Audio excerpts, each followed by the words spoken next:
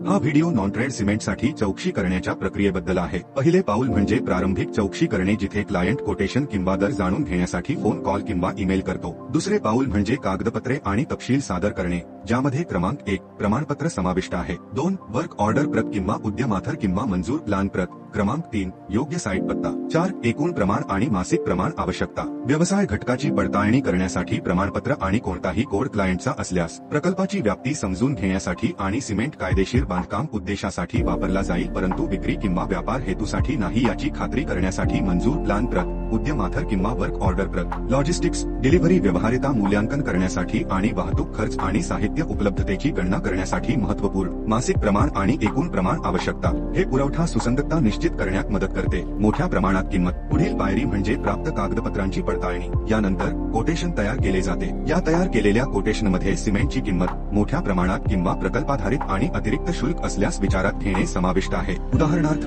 वाहतूक, अनलोडिंग आणि नंतर कोटेशन क्लायंट सोबत शेअर केले जाते। जर क्लायंट कोटेशनशी सहमत असेल तर प्रक्रिया पुढील चरणांवर जाईल, ज्यामध्ये इतर कागदपत्रांच्या आवश्यकतांचा समावेश असेल। तर तुम्ही नॉन ट्रेड सिमेंट बद्दल अशा प्रकारे चौकशी करू शकता। पुढील चरणांसाठी आमचे अनुसरण करा। पाहिल्याबद्दल धन्यवाद।